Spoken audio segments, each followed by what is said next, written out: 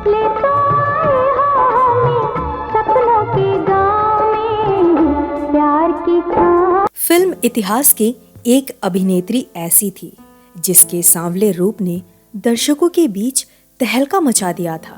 ऐसी हूँ मैं, गूंगा दर्पण, कुछ भी न। अपने करियर के शुरुआती दिनों से ही उन्हें दूसरी जया भादुरी कहा जाने लगा था।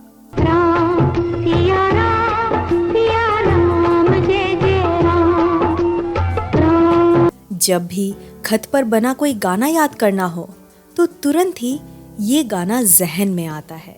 आपका खत मिला, शुक्रिया शुक्रिया, आपने याद। पहली फिल्म से ही धमाकेदार प्रदर्शन करने के बाद भी ऐसा क्या हुआ कि इस अभिनेत्री को मजबूरन फिल्म जगत से दूर जाना पड़ा। दुनिया में मेरे दीन की पहचान तुम ही हो, हर दौर में इंसान। इतना ही नहीं, एक हादसे के बाद लीड एक्ट्रेस भूमिका देने से पहले फिल्मकार 2 बार सोचने लगे थे।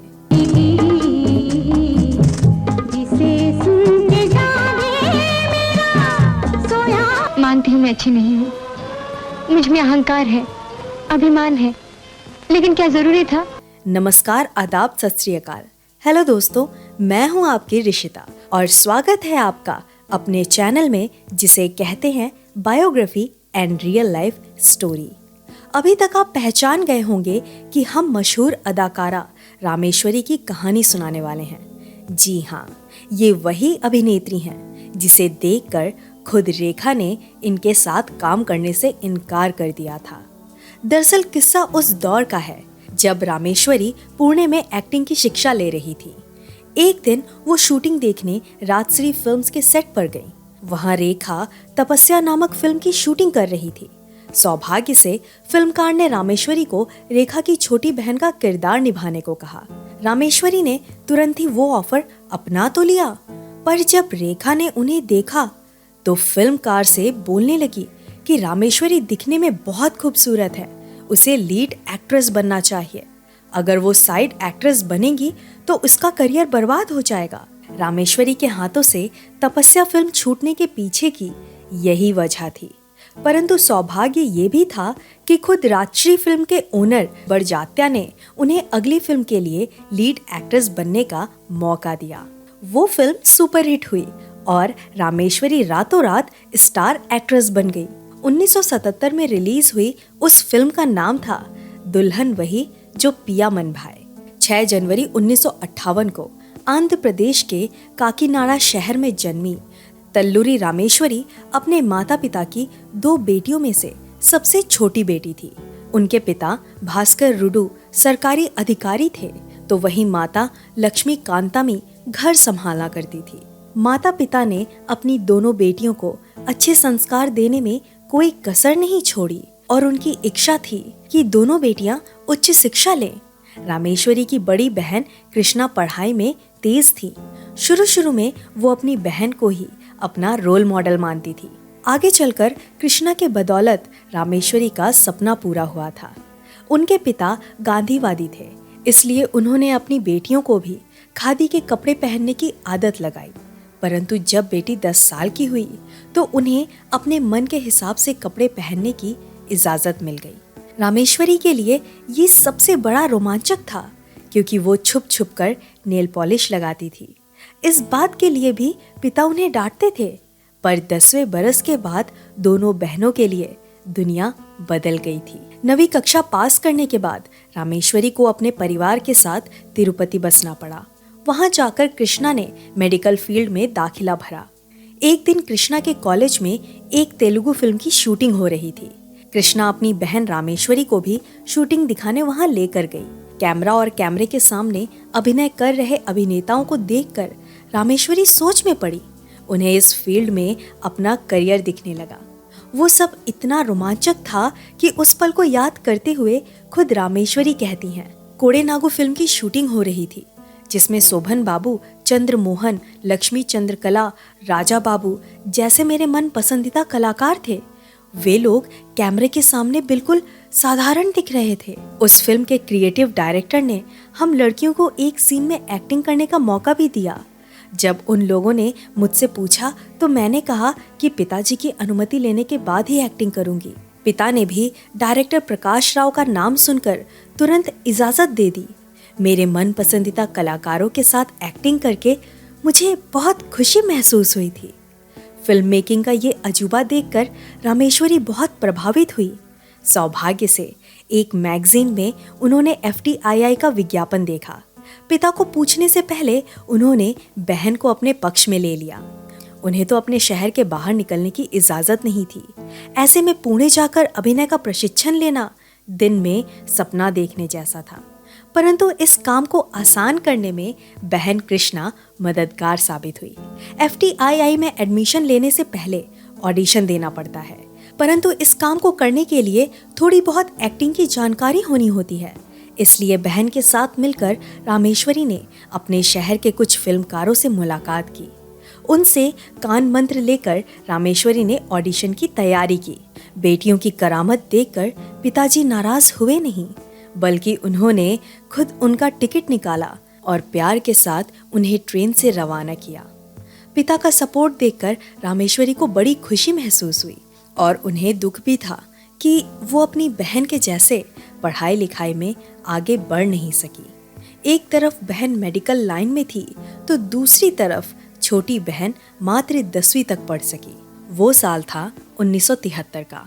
रामेश्वरी की परवरिश साउथ इंडियन कल्चर में हुई थी, इसलिए ऑडिशन लेने वाले लोगों को पता था कि रामेश्वरी हिंदी बोल नहीं पाएंगी। इसलिए उनके मन में से हिंदी ना आने का डर निकालने के लिए उन्होंने रामेश्वरी को ऐसा टॉपिक दिया जिसमें ये दिखाना था कि फिल्मों की एक शौकीन लड़की को किसी बड़े सुपरस्टार के साथ फोन पर बात करने का मौका मिला है।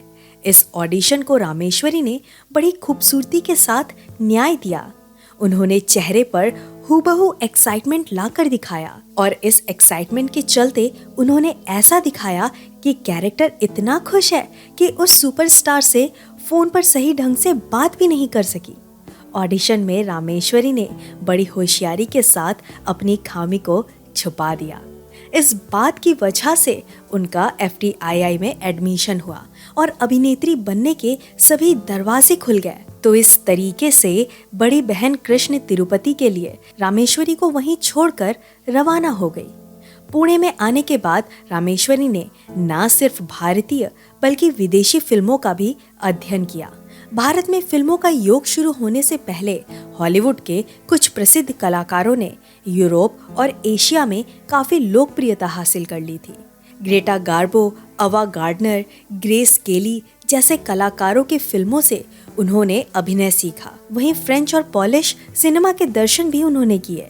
Orson Wales, Andress Vajda, Ritwik घटक और सत्यजीत रे जैसे फिल्मकार जो सामाजिक फिल्में बनाने के लिए जाने गए, ऐसे तमाम फिल्मकारों की शैली से उनका ताल्लुक बढ़ा। नूतन, मधुबाला, साधना जैसे खूबसूरत बलाओं की अभिनय से भी उन्हें बहुत कुछ सीखने को मिला। साथ ही भारतीय फिल्मकारों का जादू और दर्शकों के मन में उनका स्थान कैसे बढ़ा, इस पर भी उन्हें FTII में अध्ययन करने को मिला। रामेश्वरी ने लगभग 3 साल पुणे में बिताए। आखिरी साल में उन्हें कई सारे डिप्लोमा फिल्मों में अभिनय करने का मौका मिला। रामेश्वरी FTII में इस कदर तक रंग गई कि उन्होंने वहां एक आंदोलन भी किया। उस वक्त महान साहित्यकार और अभिनेता गिरीश कर्नाड FTII के डायरेक्टर थे। उनकी देखरेख में रामेश्वरी और बाकी विद्यार्थियों को पता चला कि उनके होते हुए बाहर के कुछ लोग FTII के डिप्लोमा फिल्म में अभिनय कर रहे हैं। रामेश्वरी का कहना था कि सिर्फ FTII के कलाकारों को बतौर मुख्य किरदार में मौका मिलना चाहिए। आखिरकार रामेश्वरी का मोर्चा रंग लाया और वहां नया कानून लागू हुआ। वैसे रामेश्वरी के मनपसंदीदा कलाकार शशि कपूर थे और नसीरुद्दीन शाह, राजेंद्र जसपाल, दीपक सेठ, आभा धुलिया, शशि सक्सेना, रीता कौल, विजया जेना और शक्ति कपूर उनके करीबी दोस्त हुआ करते थे। इसमें कोई दो राय नहीं है कि इन कलाकारों ने एक साथ FTII में पढ़ाई की थी। राज खोसला, विजय आनंद और लेख टंडन जैसे फिल्मकार FTII में अक्सर आते जाते रहते थे। FTII का किस्सा यहीं खत्म नहीं हो रहा। जब वो पहली बार FTII पहुंची तो पुराने विद्यार्थियों ने उनका मजाकिया अंदाज के साथ स्वागत किया। पहले ही दिन उनकी दोस्ती ऐसे इंसान से हुई जो आगे चलकर उनके हमसफर बन गए। जी हाँ, वे थे दीपक सेठ। दीपक से हुई पहली मुलाकात ऐसी थी कि जैसे वे दोनों एक दूसरे को लंबे अरसे से जानते हों। खुद रामेश्वरी ने इस बात का जिक्र किया कि वे दोनों पहले ही दिन से एक दूसरे को जानते थे। आगे चलकर उनकी पढ़ाई खत्म होने के बाद जब वे मुंबई पहुंचे तो उनके बीच प्यार का अंकुर फूलने लगा। FTII के आखिरी साल में मुंबई से जाने माने फिल्मकार आए। उनमें से राजश्री प्रोडक्शन की तरफ से कुछ लोग भी आए। रामेश्वरी को पता ही नहीं था कि काम मिलने के लिए कैसे अर्जी करनी पड़ती है, परंतु उन पर अर्जी करने का समय आया नहीं। राजश्री की तरफ से उन्हें मुंबई आने का आमंत्रण मिल गया। उस वक्त राजश्री प्रोडक्शन के अंतर्गत तपस्या नामक फिल्म बन रही थी, जिसमें रेखा मुख्य किरदार में थी। रामेश्वरी को तपस्या फिल्म में काम करने का मौका क्यों नहीं मिला, इसके बारे में हमने पहले ही बता दिया है, परंतु इसके बाद भी ताराचंद बड़जात्या ने उन्हें स्क्रीन प्ले डिपार्टमेंट में काम करने का ऑफर दिया, जिसे उन्होंने पहले ही मुलाकात में नकारा। इस गलती का एहसास उन्हें बाद में हुआ। FTII के दोस्तों के साथ रामेश्वरी मुंबई में ही बस गई। एक दिन राजश्री प्रोडक्शन की तरफ से लेख टंडन से उन्हें बुलावा आया, परंतु इस बार उन्होंने मेकअप करके आने का संदेशा भेजा। लेख साहब ने उन्हें जब मेकअप में देखा तो तुरंत ही 4 फिल्मों के लिए उन्हें साइन कर लिया। दुर्भाग्य से 4 में 3 फिल्में हाथ से चली गई। आखिरी फिल्म दुल्हन वही जो पिया मन भाए फ्लोर पर चढ़ने में कामयाब हो गई। इस फिल्म की सफलता के साथ रामेश्वरी की खूबसूरती के चर्चे चारों तरफ होने लगे। आप अंदाजा लगा सकते हो कि उस फिल्म का लीड हीरो प्रेम किशन, जो सुपरस्टार बीना राय और राजेंद्र नाथ का बेटा था, वो खुद फ्लॉप साबित हुआ, पर हीरोइन रामेश्वरी चल पड़ी। उस वक्त रामेश्वरी का नाम किसी बड़े तहलके से कम नहीं था। 3 साल पहले उन्हें चंद्रमोहन नामक एक साउथ इंडियन एक्टर के साथ स्क्रीन शेयर करने का अवसर मिला था। उस वक्त वो सिर्फ शूटिंग देखने आई थी, परंतु इस बार खुद विश्वनाथ ने उन्हें सीता माँ लक्ष्मी नामक फिल्म में बतौर लीड एक्ट्रेस का मौका दिया, जिसमें खुद चंद्रमोहन भी थे। फिल्म सुपरहिट हुई और उन्हें बेस्ट एक्ट्रेस का फिल्म फेयर अवार्ड भी मिला। पर इस फिल्म का निर्माण होते वक्त उनका फिल्मकार के साथ झगड़ा हो गया। दरअसल रामेश्वरी खुद डबिंग करना चाहती थी, पर प्रोड्यूसर ने किसी और से डबिंग करवाई। इस बात से रामेश्वरी नाराज हो गई। ये देखकर फिल्मकार ने उन्हें घमंडी समझ लिया, इसलिए फिल्म के हिट होने के बाद रामेश्वरी को सक्सेस पार्टी का निमंत्रण भी नहीं भेजा गया। इस बात से भी रामेश्वरी नाराज हो गई। कुछ महीनों के बाद प्रोड्यूसर ने इस फिल्म का हिंदी वर्जन बनाने का बड़ा फैसला लिया। रामेश्वरी तब तक हिंदी बोलना भी सीख चुकी थी। जब प्रोड्यूसर ने उन्हें अप्रोच किया तो उन्होंने वो फिल्म करने के लिए तुरंत मना कर दिया। इस वजह से बहुत सारे फिल्मकार उन्हें घमंडी समझने लगे। रामेश्वरी का रवैया हमेशा से ही ऐसा ही था। उनकी मेरा रक्षक फिल्म भी बहुत बड़ी सुपरहिट साबित हुई थी। इस फिल्म को फिल्माते वक्त भी उनका फिल्मकार के साथ झगड़ा हो गया। फिल्म के शुरुआत में रामेश्वरी एक विलन को पीटती हुई दिखाई देती हैं। उसके 4 सीन के बाद रामेश्वरी को नाचते हुए दिखाया जाता है। उस वक्त रामेश्वरी को ये सब मीनिंगलेस लगा, परंतु फिल्मकार के सामने किसी दूसरे की चलती नहीं, ये भी वो जानती थी। रामेश्वरी का फिल्मी सफर शुरू होकर 2 साल भी बीते नहीं थे। ऐसे में उनके साथ बड़ी अनहोनी हो गई। साल 1989 की सुनियाना नामक फिल्म करते वक्त रामेश्वरी घोड़े पर से नीचे गिर गई। उनकी आंख पर बहुत ही गंभीर चोट लग गई। उन्हें तुरंत ही नजदीक के अस्पताल में दाखिल किया गया, पर वो चोट इतनी गंभीर थी कि फिल्मकार लेख टंडन को उनका इलाज अमेरिका जाकर कराना पड़ा। तकरीबन 6 महीना सिर्फ रिकवरी में बीत गए। सौभाग्य से रामेश्वरी की आंख ठीक तो हो गई, पर सर्जरी के चलते उनका चेहरा पूरा बदल गया था। जख्म वाली आंख दूसरी आंख से छोटी हो गई। एक एक्टर के लिए उसका चेहरा बड़ा जरूरी होता है। चेहरे की एक खरोच पूरा करियर बर्बाद कर सकती है। इस बात का बड़ा उदाहरण खुद रामेश्वरी बन गई। उस हादसे के बाद उन्हें किसी भी फिल्मकार ने बतौर लीड हीरोइन कास्ट नहीं किया। रामेश्वरी कहती हैं कि चोट सिर्फ आंख पर लगी थी, चेहरा वैसा ही था। इस मुश्किल घड़ी में दीपक सेठ और परिजनों ने मेरा साथ दिया। तकलीफ इस बात से हुई कि मेरे हाथों में जो फिल्में थी वो अब किसी दूसरी अभिनेत्री को मिल गई। आगे चलकर दीपक सेठ और रामेश्वरी ने शादी कर ली। उन दोनों का मुंबई में बड़ा सा घर भी था। वहाँ अक्सर FTII के साथी समय बिताने के लिए आ जाते थे। हर दिन 7 से 8 लोग अक्सर वहाँ रहने आ जाते थे। दीपक को भी इस बात से कोई तकलीफ नहीं होती थी। रामेश्वरी को बतौर हीरोइन काम तो नहीं मिला, पर उनकी यादें आज भी लोगों की जहन से उतरती नहीं हैं। जब भी टीवी पर उनकी फिल्में दिखती हैं तो लोग उस खूबसूरत अभिनेत्री की यादों में खो जाते हैं। रामेश्वरी ने खुद को हमेशा से ही बड़े किरदार में देखा है। उन्होंने अब तक जितने भी छोटे किरदार वाले रोल किए हैं वो सभी उनके मन के खिलाफ थे।